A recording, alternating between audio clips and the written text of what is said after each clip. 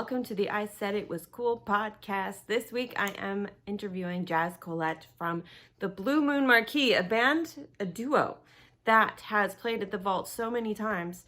As the door person, I got familiar with this band, clearly, and I just think Jazz is one of the most interesting and cool chicks I've ever met in my life. And so I really wanted to interview her and share her story of who she is, how she came to be, where she's at today, how the Blue Moon Marquee became a thing. And I also think it's really fascinating how people make it work as touring musicians, as musicians who just get up and go and grind and just keep making music and keep touring and stuff that I certainly don't have the capacity to do as well or as consistently as they do. So with all of my respect and honor to them, this podcast is all about jazz, and I hope you enjoy it. Hi, darling. How's it going? Oh, I'm all right. How are you? I'm great. I'm very excited. I haven't done a podcast in many months, so I'm back on the wagon, or off the wagon. I think I'm on. I think you just got back on. That sounds right. Is this going to be a like a video podcast for the public? You look great. I just got out of this river, but you look like it. You have that fresh river outdoors summer glow. All right. Okay. What is this? What is your podcast? Okay, so this is my idea of making a album release a little bit more exciting. Oh. So I was planning to do one song at a time, and then every song would be accompanied with a podcast that was related to something about the song-ish, if I could make it so. I can't always make it that way. Either way, it's all about music. Is this one related or it's just random? For this one, I was mostly just thinking, yeah, Jazz is great. I want to interview her. As opposed to, oh, I know this personal detail about her life. It would really relate to this song. But who knows? Okay. We might discover that partway through. That's true. So for anybody that doesn't know who you are, first I'll just say that I met you through the Vault as the door person and Max being the sound guy. And I remember Max talking your band up, your duo up, and talking about what a babe you are and how excited he was for this show. And then you guys have become, well, before COVID, quite a staple at the Vault, played there a lot. And it got to know you guys pretty well. And then one day on Facebook, you tagged me in something like, tag a woman you think is special or something like that. And you tagged me and I was so honored. Oh. But I want to know more about you and your kind of your journey from being a little babe to like a baby. I've used that word 2 different meanings already. To now, because that's always very interesting for me to see how people get from here to there. But just to start, let's just do a quick overview of where you're at right now in your life with the band. Okay. Yeah, heavy question, I guess, where we're at. It's still in a state of flux, you could say. It seems like we kind of all thought we were at the tail end of this thing, but yet again, there seems to be another flip happening, and we are currently rescheduling and rebooking again tours and shows that have been rescheduled and rebooked 4 or 5 times already. And and we really thought we had a Europe tour for September that we just actually decided to cancel like 2 days ago, which is a drag, but seems to be the writings on the wall that it's not quite there yet. I know some folks are doing it, but yeah, it just didn't quite feel right. And but we're hanging in there. We decided to embrace basically the idea of interdisciplinary arts. through this whole thing, through the last year and a half. I was really inspired by Leonard Bernstein, composer and conductor and arranger, the great Leonard Bernstein, who spoke of interdisciplinary arts in a lot of his Harvard lectures, about basically the idea being that to study one thing can make you better at another thing. And filling your well in different crafts can help you, express maybe your main craft better. And basically that was it. We wanted to keep creating and keep, expressing. But when we had been full-time touring musicians who toured pretty relentlessly, for years and years and years. And then when all of a sudden that carpet's pulled out under you, there was like lots of highs and lows to navigate. And remember when it was 2 weeks at the beginning, they're like, oh, everything's 2 weeks to flatten the curve. We were like, shit, what are we gonna do? 2 weeks, this is wild. And absorb, just go stumbling through as everything unfolded and realizing, okay, it was a long-term thing. And all of a sudden we had time and space to do all these other things we hadn't done for so many years. So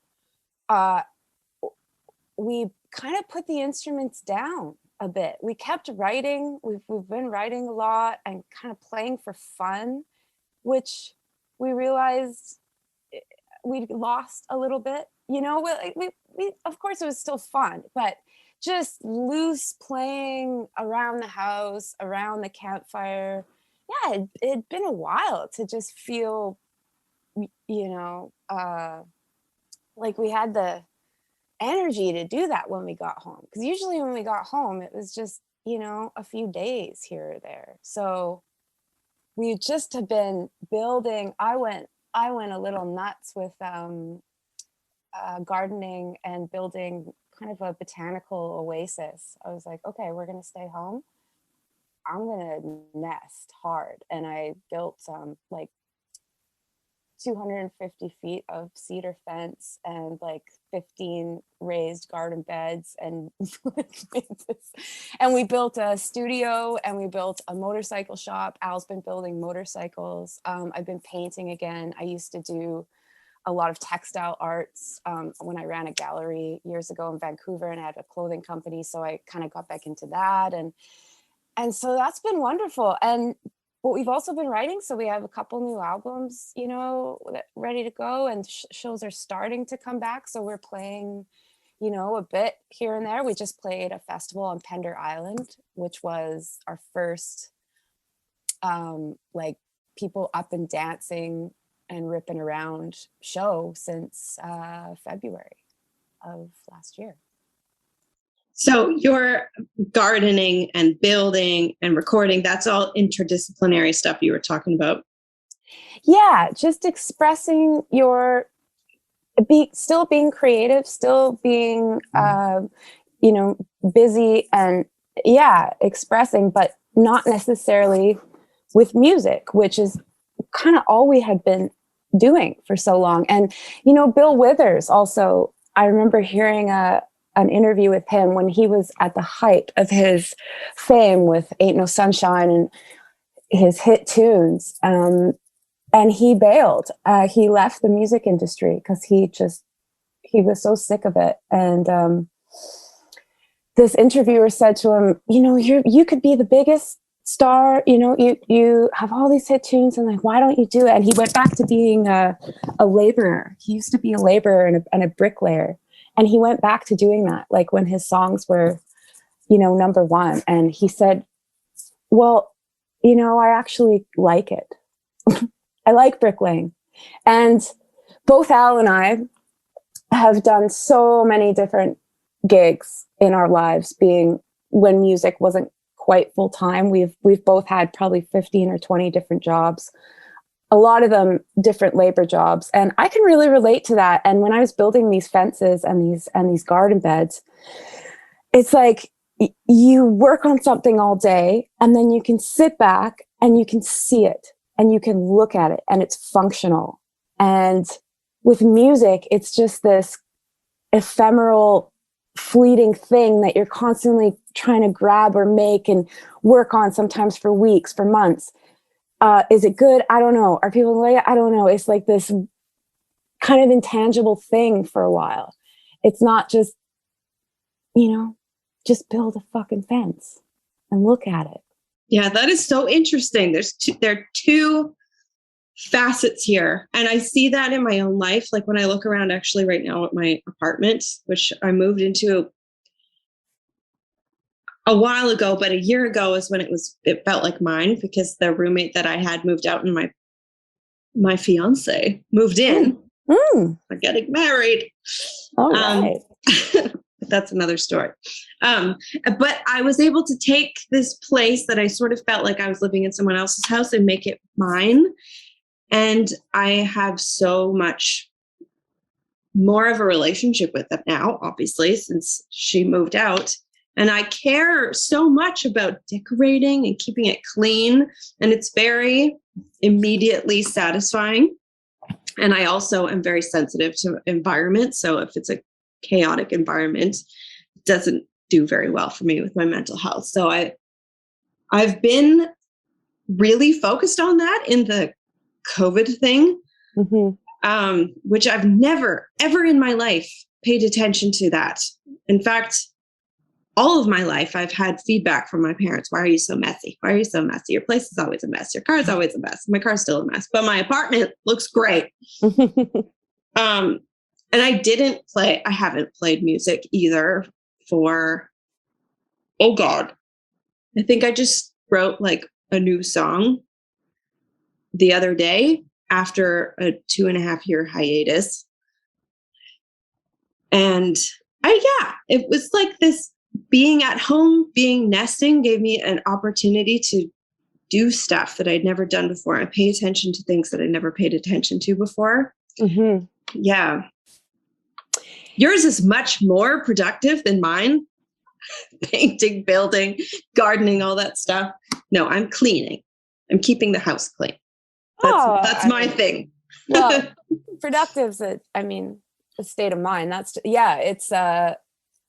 It's just creating that space to fill your well that has been drained or not been filled for so long because you've just been distracted and moving and gone and busy. And I know it was like that for, and a lot of people say it's a pretty common story, and especially for artists who lived on the road like we did.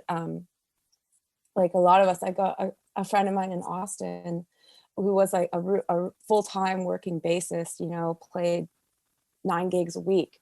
And he, both Al and I were going through this kind of anxiety because like after 5 months or so last year, people were saying, oh, you guys must be practicing 8 hours a day and have 3 albums written.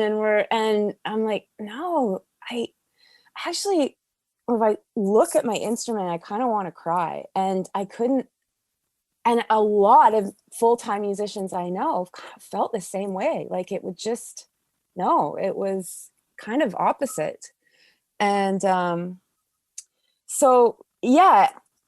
went to sort of my mentors, like Leonard Bernstein. He has these fantastic lectures. And then also Bruce Lee is kind of one of my go-tos. And he talks about that as well, interdisciplinary arts, studying poetry to be good at kung fu, studying painting to be better mechanic. Like it's, there's different realms that you can tie into with your patience, your hand-eye, your breath work, your depth perception, your mental state of well-being, all of it. And it all ties in, The podcast actually will fall into that category big time, because that's an idea that I came up with mid-COVID. And I did actually record most of my album in COVID with Max. The summer that it was all happening. Kind of were cooped up in his studio and had the best time. And then I was listening to the songs thinking, okay, this would be a good idea for a music video. This, how I would want to release this. Like, and then this podcast came to mind, and I already did some stuff with iMovie. But then when I was really getting into it, I'm like, this isn't enough. I need Premiere Pro. I have no idea how to use it, but I'm going to get it and I'm going to learn. And aside from cleaning my apartment, learning how to use Premiere Pro has been a huge learning curve. And I'm having to train my ear with, sorry, there's some noise outside. I think the garbage man is emptying the giant dumpsters over there. That's all right. Yeah, having to train my ear to work with all these audio effects and equalizers and compressions that I never I just do not. I'm like, that's not for me. That's your job, Mr. Producer. You do it. I just focus on writing the songs. And so now I get to, go on. Of course, audio, but also video. There's so many little geeky, boring components for the person who's not into it to work with and learn about. And they're all so intricate and they're all so nuanced. So it's going to take me a lifetime to really get good, but I'm good enough that I can do this. Sure. And I made a music video for a couple of my students because everything was Zoom this year. So I thought, okay, I'll do a virtual recital. And then I ended up spending like 50 hours making a virtual recital video for them. And the singing students, I thought, okay. And every time I sit down to do a video, I get ideas of how I can make it more interesting, and that I don't know how to do it. So I have to YouTube the tutorial, and it's just constant learning. So that has been so stimulating for my brain. And like you said, it flows into the music, because now I can make my own music videos now. I don't have to hire somebody. I can do so much shit by myself. That's right. That's right. So let's just back up the truck to your early childhood. We don't have to talk about childhood trauma or anything like that. What I actually am asking is, how did you get into music? When did you know that music was something that mattered to you, or that evoked something special in you that was kind of above the rest? Yeah, very, very early, extremely early. I was fortunate to grow up in a household that had a lot of music. My parents were avid. We had a big record collection, big tape collection, and they had quite a diverse ear, both of them. And my parents were singers. They sang in choirs together. That's actually how they met. And so we were always singing around the house, singing, dancing. It was all encouraged. And there's 4 of us kids, and I was the one who was a magnet to it, definitely. And my first tape that was mine that I was 4 years old, and I got my dad, I wanted a Ray Charles tape. Ray Charles was my hero when I was 4. And he, and then on and on and on. I had a huge tape collection by the time I was 6, and I knew tons of, I learned to read quite early, and I poured over the lyrics. I was obsessed with all different instruments. I started playing piano quite young, and my dad played trombone just casually, but he played in a few community bands and stuff like that. But he taught me. What city were you growing up in? I didn't grow up in a city. I grew up on a farm. I grew up in the Badlands, which is why they call me Badlands Jass. I grew up in the Badlands of Alberta. Okay. On a grain farm outside of a village called Carbon. Carbon? Yes, Carbon. And so very, very early. I love that. God. That would be so, I am not dissing my growing up because it was fantastic, but it wasn't like a family band kind of situation where everybody played.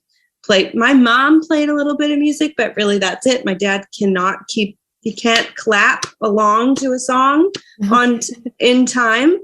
I don't think he can dance. I don't think my mom can dance. We're both kind of flaily that way.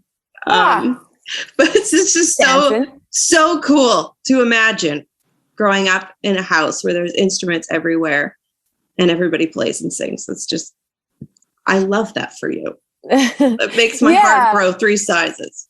Yeah, it wasn't like everywhere. Like we were always singing, a lot of singing, because I grew up. Also, my mom was very strict Baptist, so I went to church, and that was the only thing that basically got me through church was the singing and learning how to sing. And and there was a piano around the house. It wasn't like we were all like sitting down jamming together every night. I wish it would have been more like that.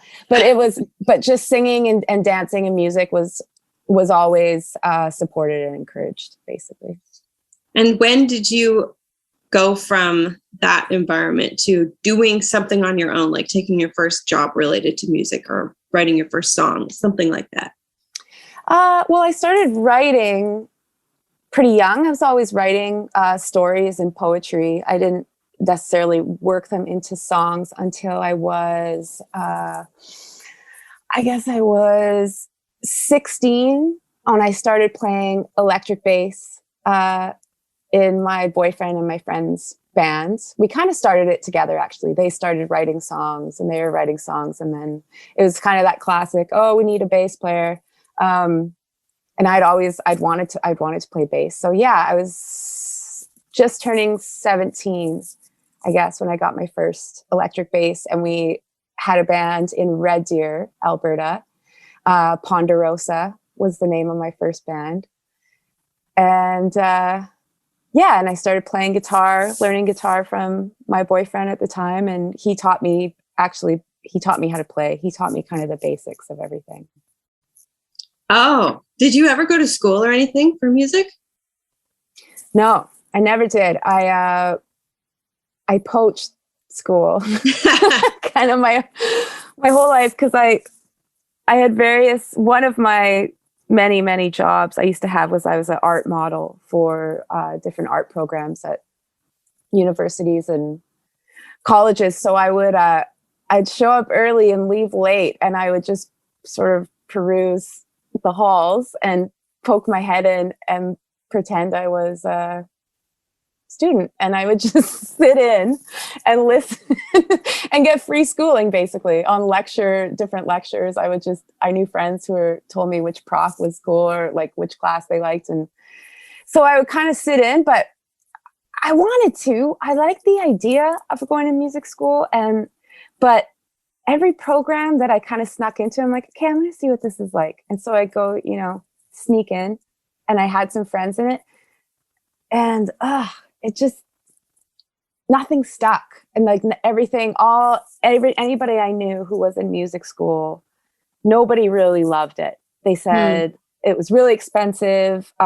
It felt draining, kind of took the life out of loving music, because the curriculum was a bummer. They always had to got stuck in some ensemble and had to learn a repertoire they weren't into. And yeah, fuck that. I was like, no, I'm not going to do that. But I definitely wanted more of a mentorship. I wanted to hang out with musicians who were better than me and learn from them. So that's more of the angle I took. That's what I did. I went and got road schooled, basically. When I was 20, there's an Albertan artist named Bill Bourne, who's kind of an old school folk blues guitar player. He's in his late 60s now, but he's quite established and renowned, like quite well known throughout the scene. And I actually had listened to him. I had a Bill Bourne tape, because he's from Alberta. I had a Bill Bourne tape when I was 7, and we had it in the tractor and the combine. And I remember listening to him, and he had this really distinctive wail.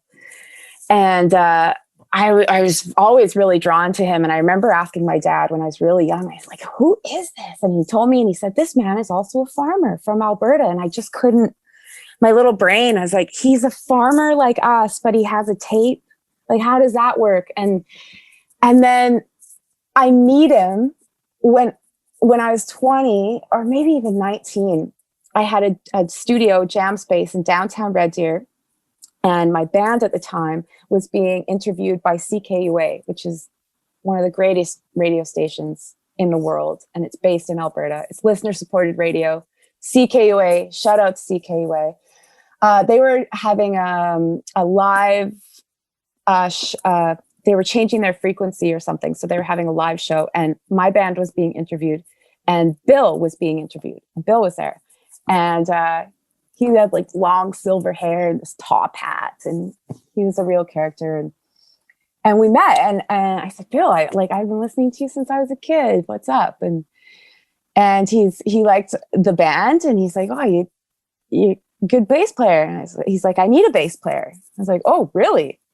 Okay, because I was playing like punk and metal and rock and roll, and he was an old folk dude, and he's like, yeah, do you want to? Let's go jam after this. And so we went down the street to my studio and we jammed for hours and it was rad. I said, this is cool. Bill Bourne, what's up? And then he's like, hey, he toured full time. He was a working musician. He's like, I got gigs. You want to be in my bands? Jeez.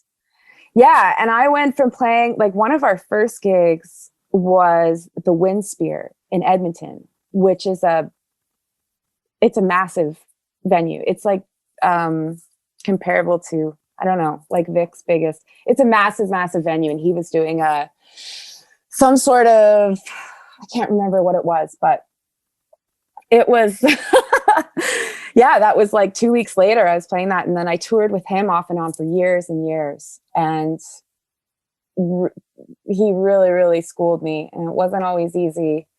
And that's how I turned into like half old man, because I spent so many years with old men. But I was kind of a half old man even when I was a little kid.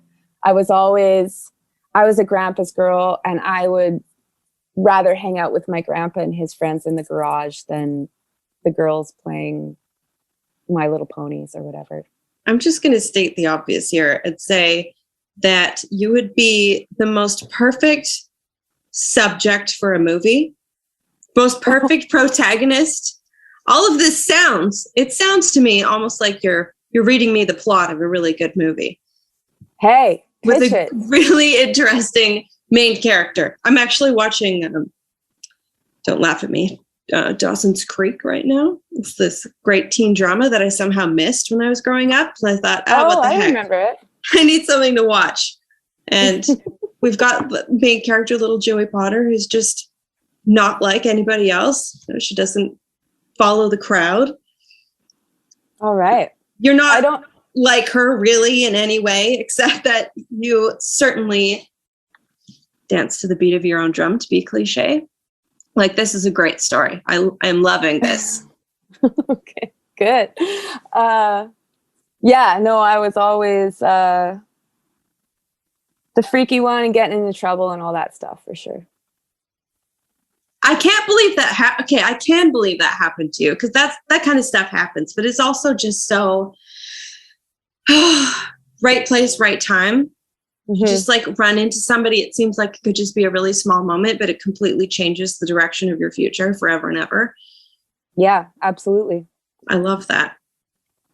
Okay. So is there any, wait a second. I feel like it's somewhere in this time frame that you played a gig with Ani DeFranco. Did I? I think we played the same festival. Yeah, when I was pretty young, but it wasn't like just a one-off show that was hers. But I believe I played the Edmonton Folk Fest when she was there. Didn't you post a picture on Facebook and say, "This is me playing bass for Ani" or something like that? With Tanya Tagak, maybe. I swear you said Ani DeFranco, because she's one of my first as far as mentors go, Yeah. she was probably my first one. Oh, Ani. Not it personally, but. Right.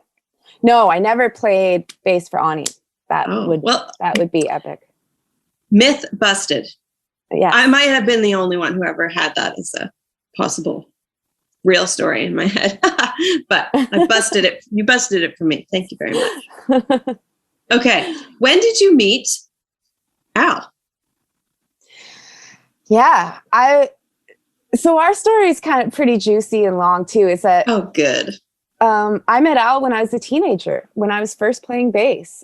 He's also from Central Alberta and a different small town.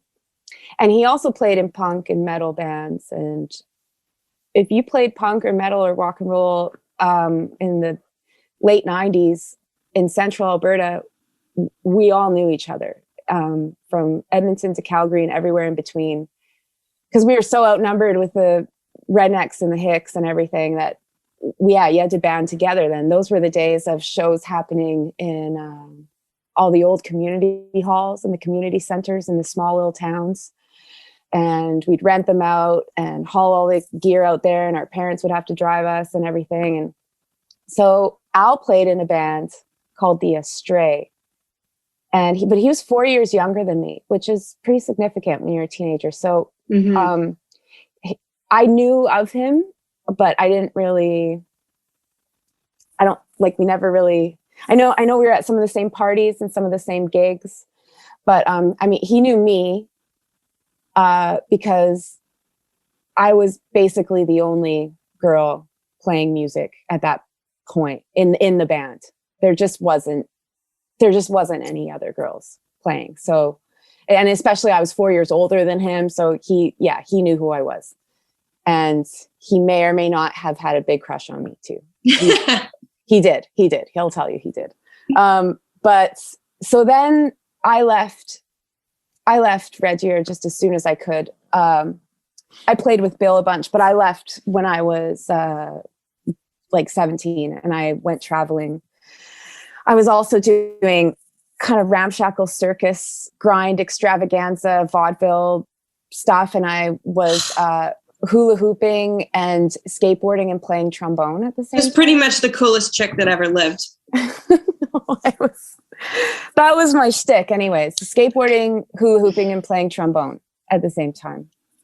And I would do that and hitchhike all over the place. And then I'd come back once in a while and everything.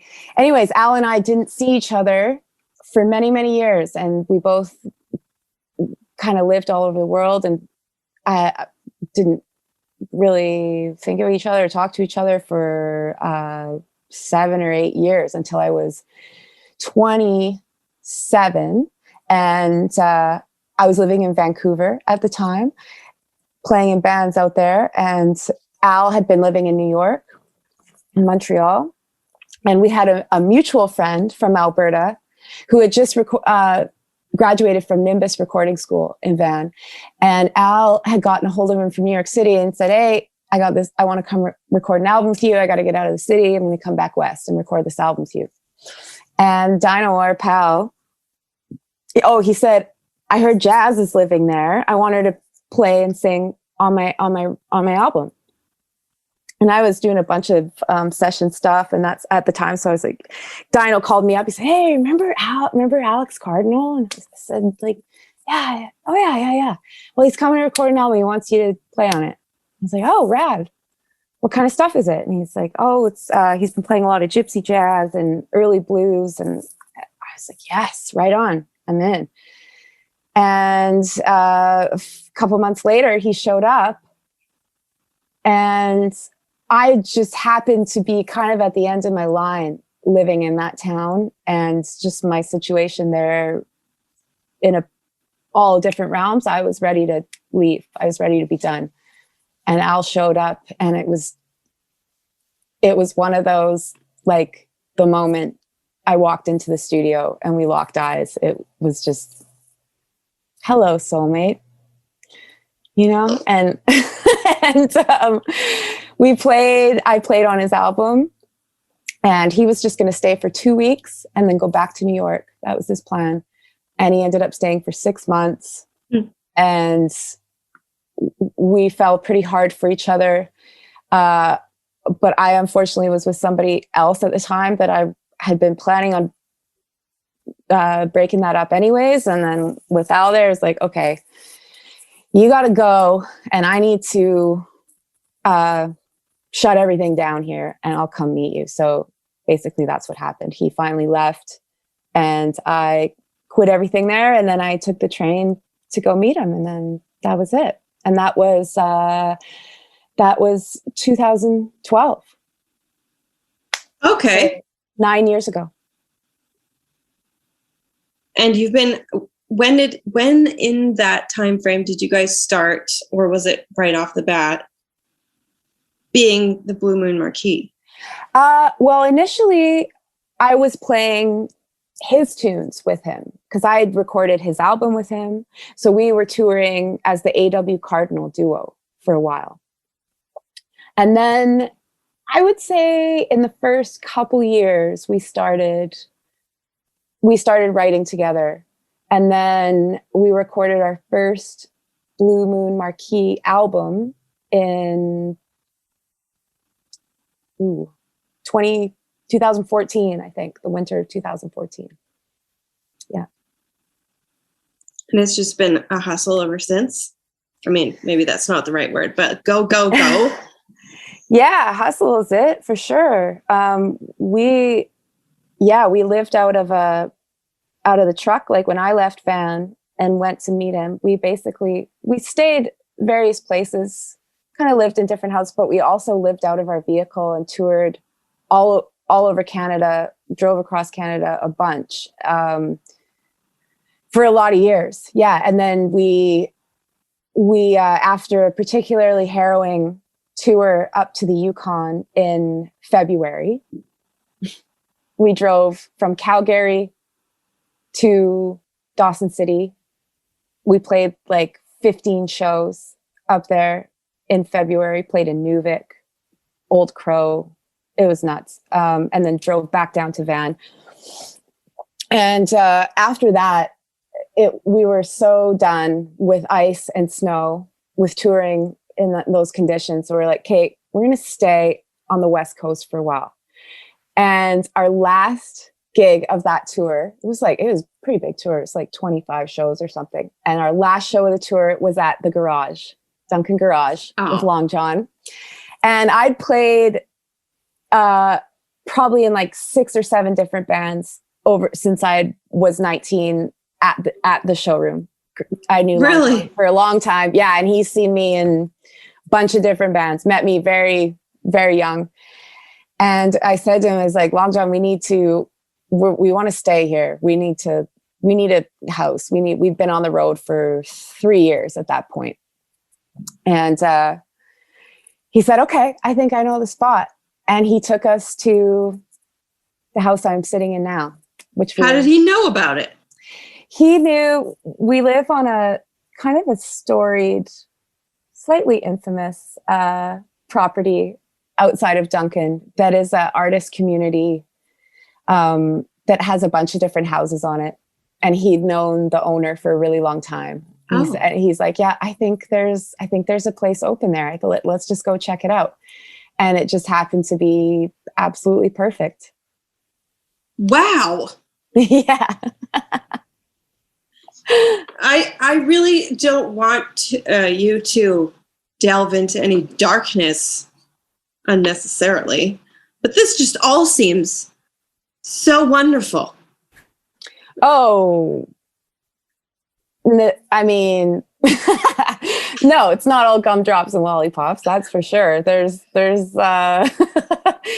been lots of darkness woven throughout there, like in anybody's life, for sure.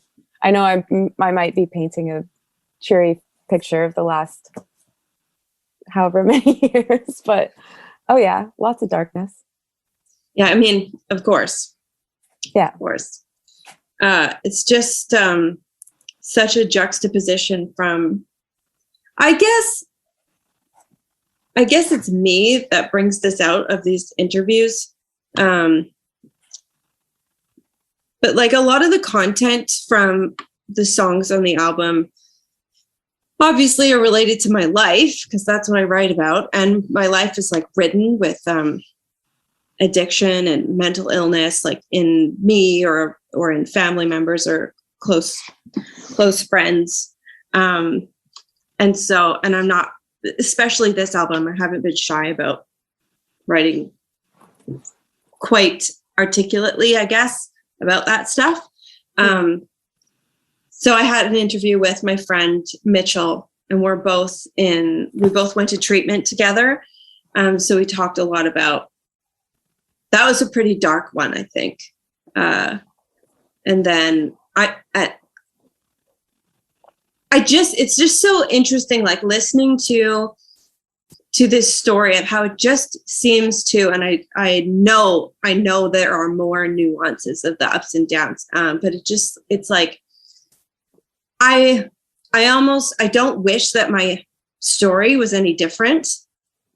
And it's just so nice. It's almost like watching a movie, like I said, that it just really flows through. Like it's almost like you never once questioned, oh, is music what I should be doing with my life? Like it always just was right there all around you. Is that fair to say?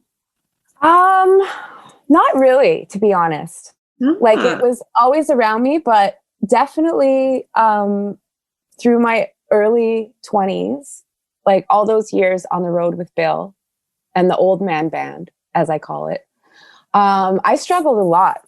Yeah, that was not easy. And I definitely dabbled in many different things. I had, like, I did the burlesque thing and the vaudeville thing and theater. I was interested in all that. I worked in the bush a lot. I always loved farming and botany. And I actually couldn't, I felt scattered often because I couldn't just fully commit to one thing. I questioned it a lot. And the whole thing with Bill actually did not end well at all. Oh. And that was a really hard time. That was really dark for sure. And that was very tricky. Very tricky, that especially the last run with that, and then how it all sort of dissipated. There's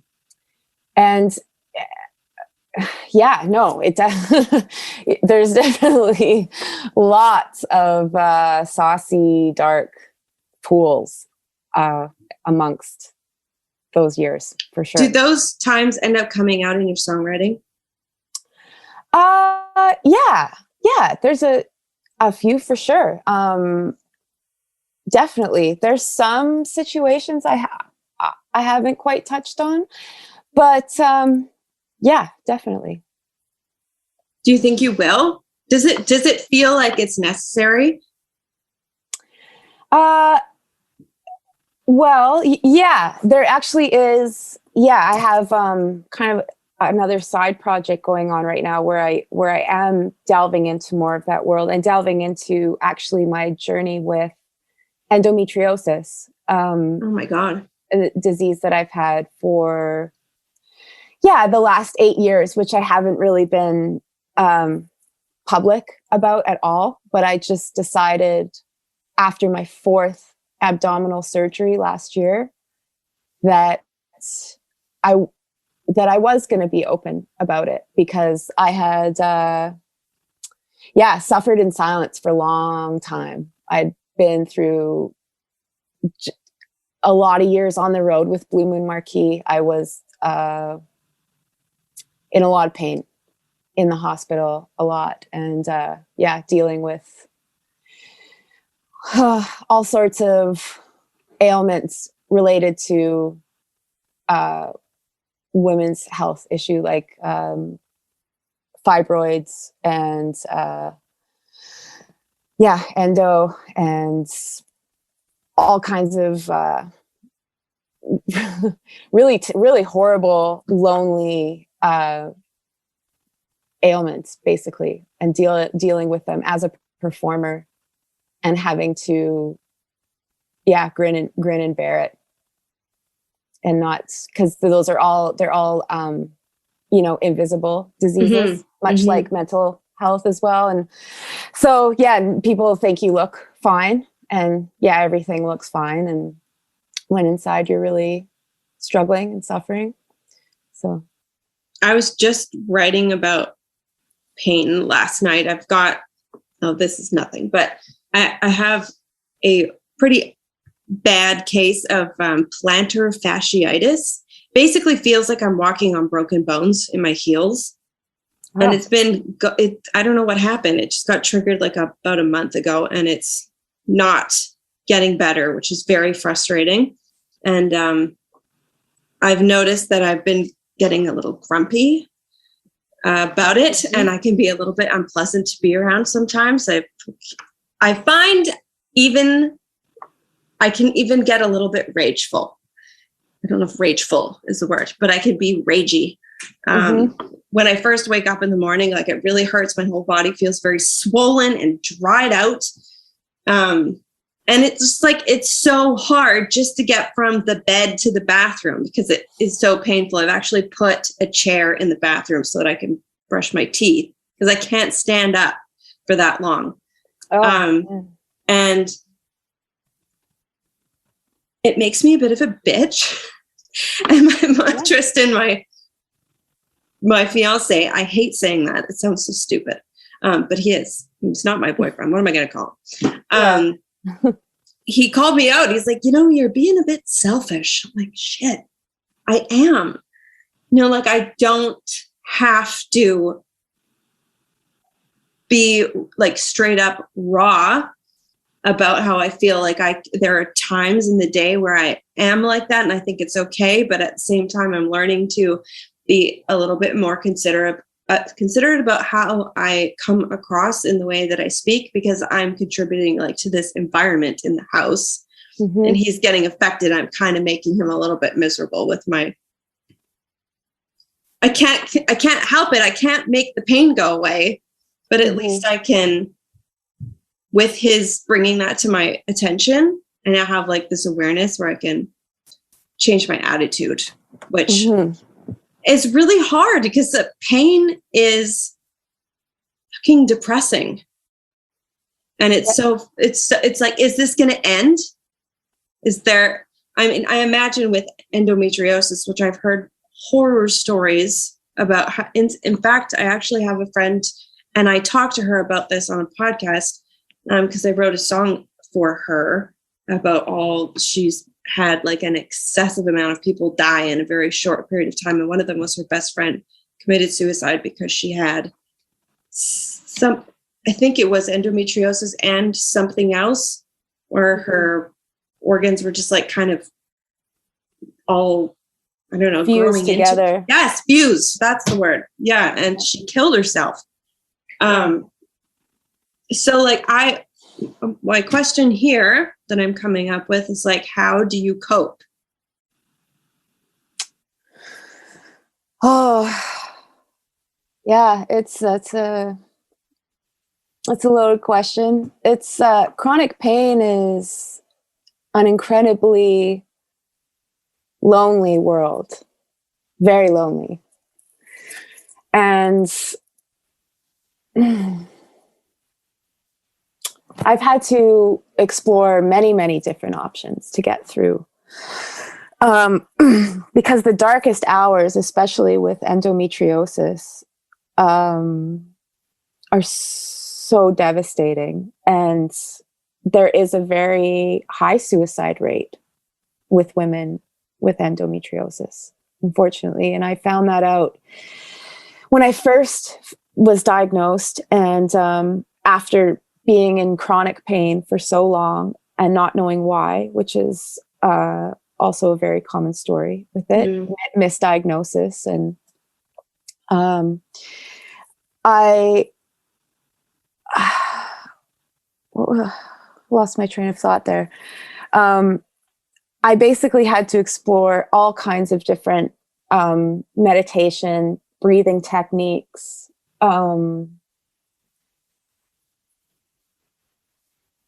yoga, Chinese medicine, Ayurvedic medicine, all kinds of different forms that tried to help me cope. But I'll tell you, there were a lot of times that were very, very tough, very, very tough. Being on the road and just like crying in the van, in the alley, in between sets, you know, and just not being ready to be like, I didn't want to be a poster girl for it. I didn't want to come out with it. And I didn't want to talk about it that much, but I'm finally ready now after such a intense journey with it. What do you think got you to a point where you want to talk about it? Because I started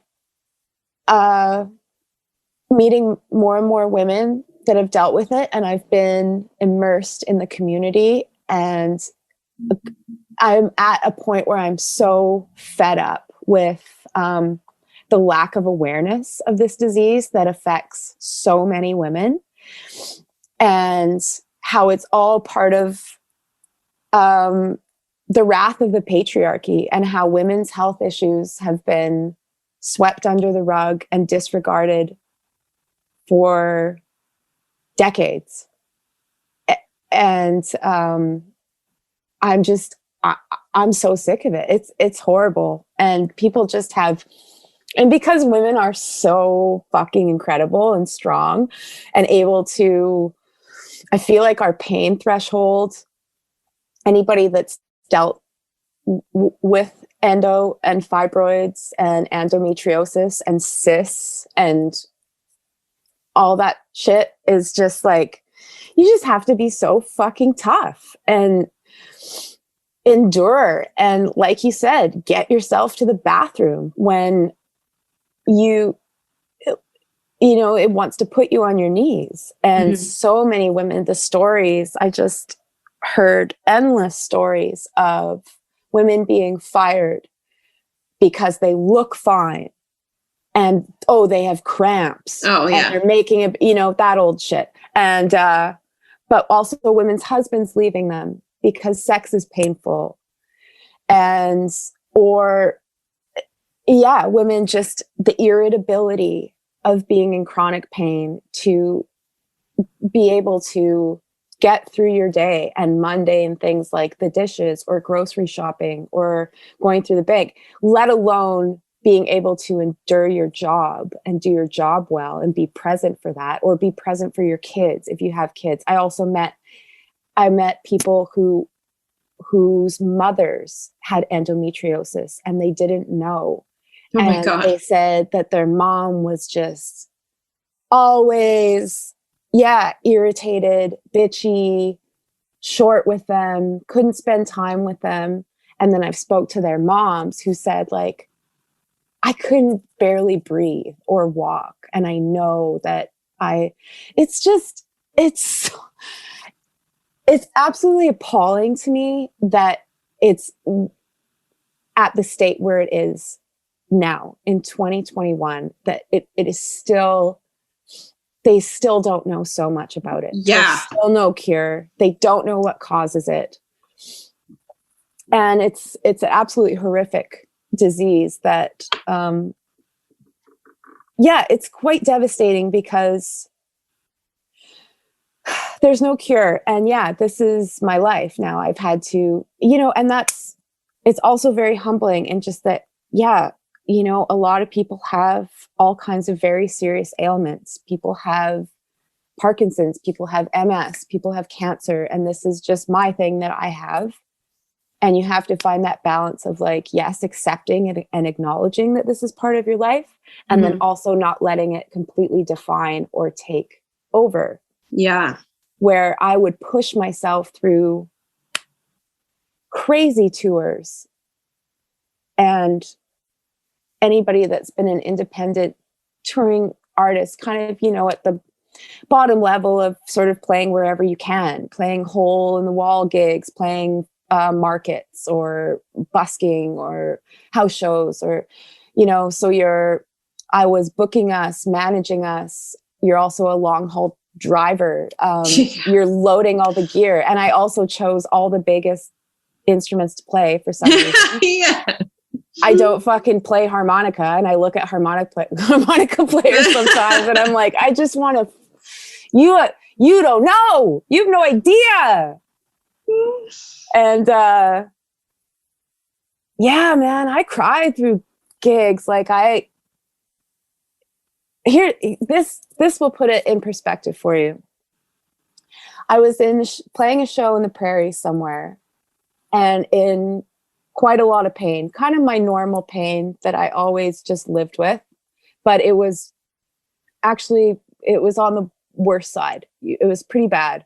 And I was in between sets, and I was backstage, kind of bent over, just trying to breathe and get through it. And the sound guy came out to have a cigarette.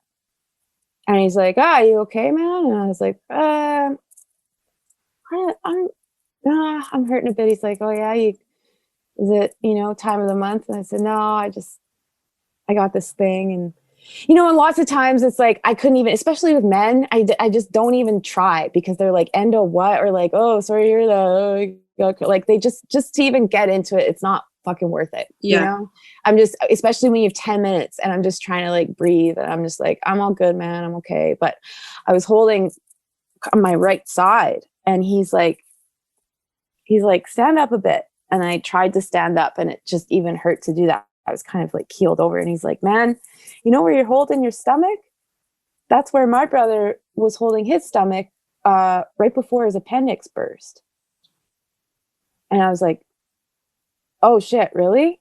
And he's like, "Yeah, man." He's like, "Is it pretty bad?" And I was like, "I mean, it hurts." Like, he's like, "Okay, well, just keep an eye on it or whatever." I played through the gig, and then had to go to the hospital basically after. And I was having my appendix was about to rupture.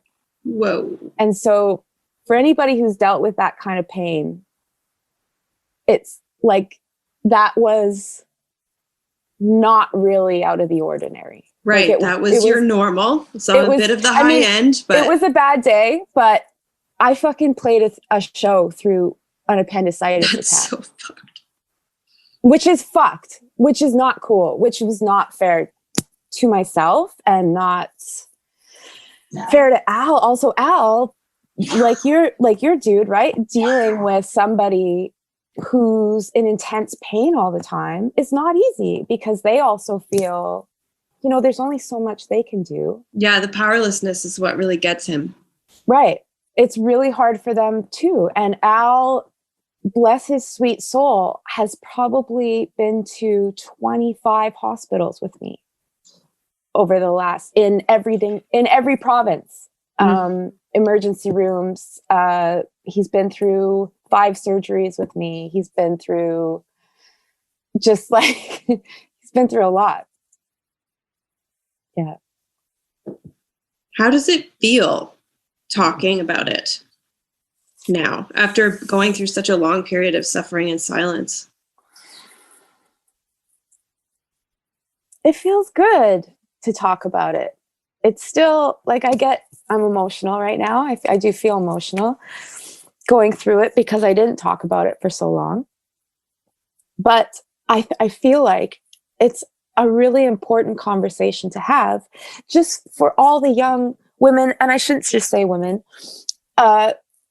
men, non-binary, all different folks, any folks who are dealing with an invisible disease like this, but particularly endometriosis, because it's just it's just so unknown. People are so unaware of it, yet so many people are living with it. And there's various degrees of it. Some people are in intense chronic pain, like a lot. You just live in pain, and learning to live in pain has been an extraordinary journey for me. And I am doing better these days. It's been like a lot of years of finding what works best for me. And I think people just need to do that. I'm on a particular regiment these days of, I'm seeing a TCM doctor, taking TCM herbs, regular acupuncture, yoga, stretching, breathing. I have a TENS unit that I put on, which really helps. If anybody who's listening has never used one of those that deals with endo, I definitely recommend it. Dr. Ho's Wasnona, it's like an electrical pulse unit that... I'll never forget those.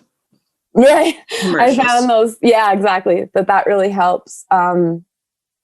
Massage techniques, castor oil packs, ice packs, stretching. Like, I've kind of just found my particular cocktail that has been helping me a lot. And I do feel better than I have in a really long time, but I still deal with it. You know, my normal is it never doesn't hurt. Right now, as I'm talking to you, it hurts. Like it's just my life, and I'm hoping that it is my hope and dream that more people that become aware of it and talk about it, that more importance will be placed on it, more research will be done. There's been some pretty big celebrities that have come out about it in the last few years that deal with it, which has helped, definitely.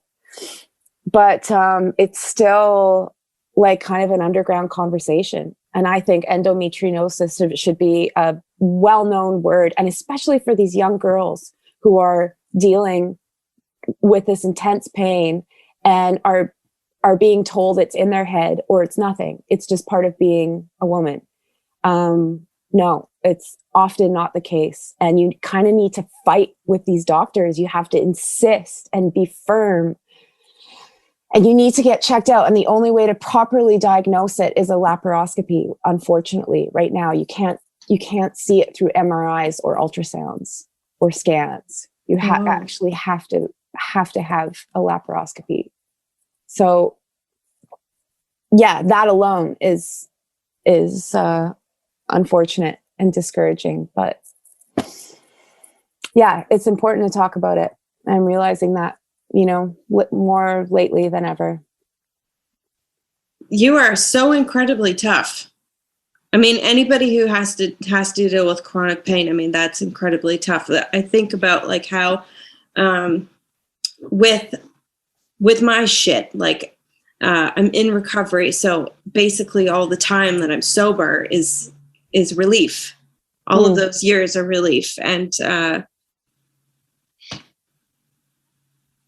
I'm kind of like on the other side now, because as a sober person who's kind of like worked really hard to get her shit together, which I can, because this shit's curable. I mean, in the sense that I can construct a very healthy spiritual life. What I can't do is do that for anybody else. My brother is, he's a drug addict, and he has mental illness as well. And I can't, that's kind of my thing now that I'm learning to deal with. I used to be very, very codependent, which is actually what led me to go to treatment. Codependency, like, created the framework for me to develop anorexia and relapse with drugs and alcohol, and then the codependency itself is just like really, it's basically the way I was operating with it was I will never under any circumstances put myself first, because why would I? I've got my brother to take care of all the time and worry about and make sure that he's alive today. So I don't do that anymore. And I am more just coping with knowing that as long as he's out, because he goes through cycles of being out and in recovery and then relapsing again. And it's kind of just always like that. And so it's the times when he's out that I know at any moment, he could be dead. And I just never know. So it's sort of like a constant chronic stress, worry, anxiety. And there's so many different ways to deal with that. I used to do the codependent thing where I just like focus on it all the time. And then there's the opposite extreme of stuffing it, never thinking about it, never going there. But right now I'm finding this balance of like tipping my feet in, opening the door, saying hello, and then pulling back out and trying to focus on my own life. I just went to visit him the other day, actually, because my mom was there. And with her there as a buffer, I'm like, I think I could cope with like the strong emotions of this. Otherwise, I probably wouldn't go see him. Just because it's really hard. Like what I want to go, this is my inner struggle just coming out right now. Like I want to make contact and let you know that I'm still here and I still love you. But at the same time, I can't do that all the time because it's a bit too much for me to handle emotionally. But for some reason that day, I was already in Victoria where he lives, and my mom was spending the night there because she wanted to see if she could help him get into a treatment center. And I thought, okay, I'm going to go. I'm going to face this feeling. I can do this. And I'm doing it not because I'm trying to control anything, but just because I love him and I want to be present and not walk away. Think there could, like I said, he could overdose and die at any time. And if I didn't go, I know I'd regret it.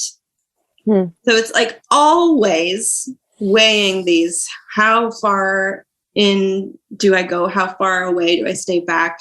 And I'm getting a lot better at it, I think. Right.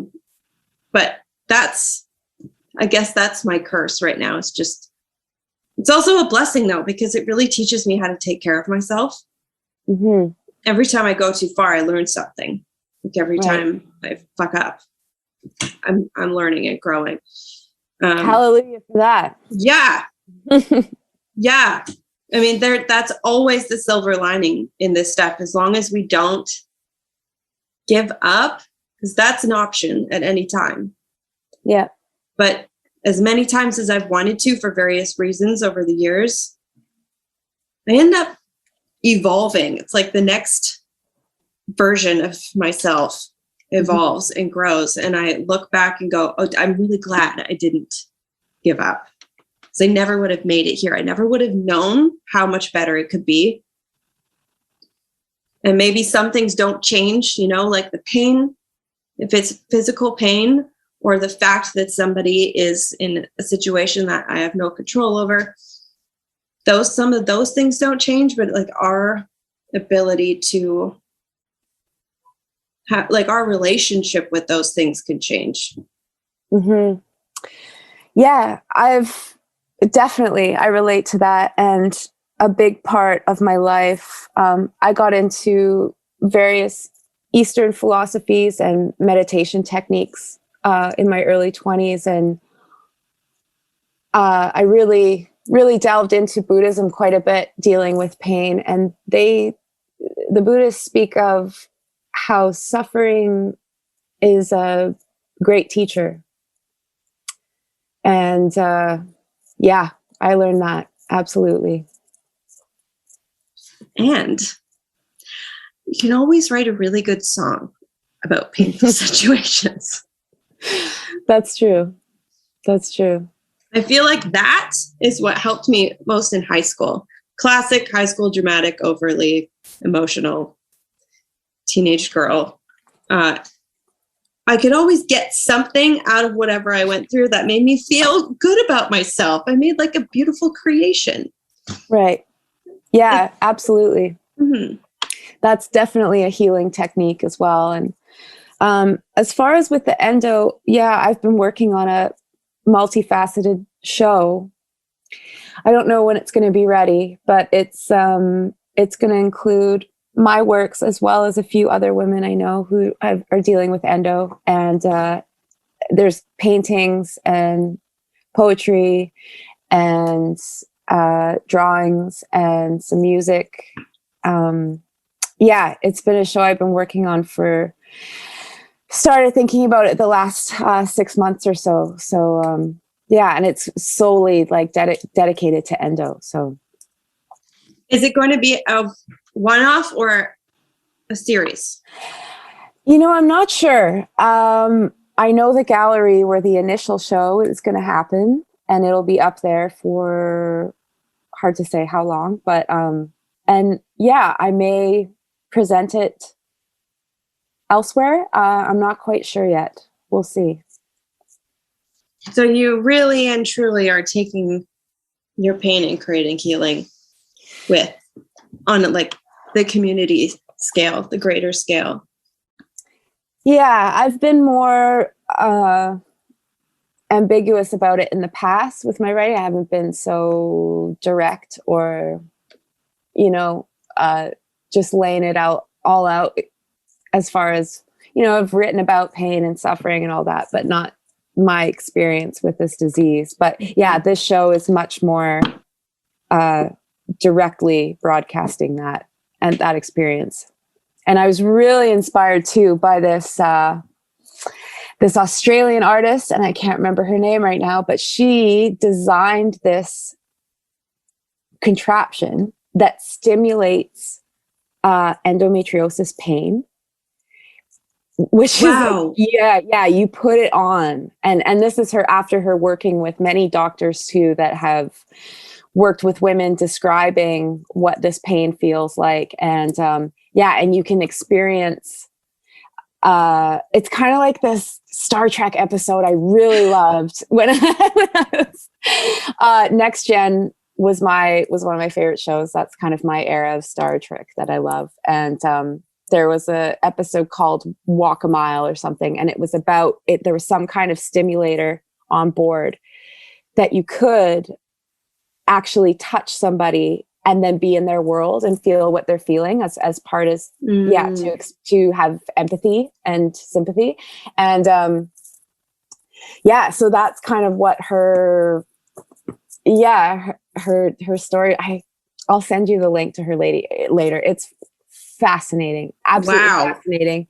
And also there's another contraption I saw, which is just, but it was more of like some sort of internet, just YouTube thing I saw, where basically guys were putting on these stimulators that stimulated menstrual cramps. Oh, good. And I like that. Guys were it wasn't even turned up to halfway. And they were just yowling and howling, like crying. These grown men, right? And then they put the same thing on women and they turn it up to 10 and they're just standing there like, what is this? Is this a tickle? What's going on? Yeah. Wow. I know. That's amazing. I know. I want one. Not for me, for all the men in my life. Exactly. They'll all get it as a Christmas gift. Right. I mean, so to put it like also into terms, like multiple doctors have said that endometriosis pain is very comparable to like getting kicked very hard in the schnutz multiple times in a row. Mm. So yeah, there's that. Talk about being tough, man. Well, I can't even imagine. I can't put myself in your shoes and just try to imagine what that would be like, because just my freaking heels are giving me such a bad time. And it's just my heels. And it's just a month that I've been going through this. So like all of the kudos and respect to you. I'm so honored that you shared that with me. I know I can sort of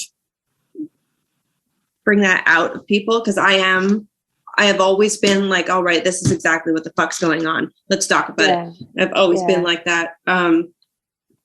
Which is a little bit, what would be the right adjective? I don't think that's always a good quality, but in some circumstances it is. You're a bit of an instigator, perhaps. I am. I know. I've always been told that I'm very honest. Well, I love that. It's good and it's important. And another great aspect of being in pain or dealing with disease is the humility and the humbleness that comes from it and the empathy, because you realize that anybody you're that you meet or come into contact with in public, because it's not just, endo, it's like people are dealing with all kinds of pain. Like, you don't know what kind of pain that bitchy guy in the lineup behind you is in. Maybe he's in like excruciating back pain right now, and you just really, that always comes to the forefront of my mind if I see people who seem on edge or, really upset, that like, you just don't, like, everybody's fighting their battles, and you just don't always think of that. But when you're dealing with it, you definitely do. And it's definitely helped me to be patient with myself, with others, just, more understanding, more forgiving, all those things. I completely agree and relate with that. Yeah, the more that I've been through in my life, the deeper my sense of empathy gets. And it becomes easier and easier to connect with people. Yeah. Well, God, thank you so much for being humble and vulnerable on this podcast. I mean, that's what makes it magical. Yeah, you got it. Thanks for the chat. I really appreciate it. Me too. I hope that we'll be seeing you guys soon at the vault. Yeah. Well, you will. Wait, did you say you're in Vic now or you're in Nanaimo? I'm in Nanaimo. My brother's in Victoria. Oh, okay. Yeah. I'm not sure when we're going to play Nanaimo next exactly, but we do have shows coming up and rolling in. We're heading to Alberta actually next month for a string of shows. And we're playing Vic soon, and nothing nailed in for Nanaimo yet. Is the vault having shows? Yeah, they just started up. It was actually packed the other night for a jazz show. Okay. People are thirsty for live music right now. So it's not very hard to get people to pack the room. Right. I mean, when I say pack, COVID appropriate packed. Right. It's that version of it packed. 15 people. I found out, I was waiting to see how many people I could invite to my wedding. So I started with a very small number until the phase 2 or phase 3 or whatever was announced. And it went from 50 to 5,000. Oh, holy shit. I can invite a lot, but really no, because we're paying for every plate that gets served. So it's actually, it's not going to be 5,000. Oh, well, that would be quite the party. Oh, a bit much. Yeah. So next time you see me, I'll be married. When is the wedding? August 28th. Oh, shoot. Real soon. Mm-hmm. All right. Well, please give my love to Al. Enjoy your multidisciplinary activities. Thank you. I will indeed. I'm going to get out to the garden soon here. All right, tough lady. All right. Thanks for the chat, Kendall. You too. Okay. Take care. Bye.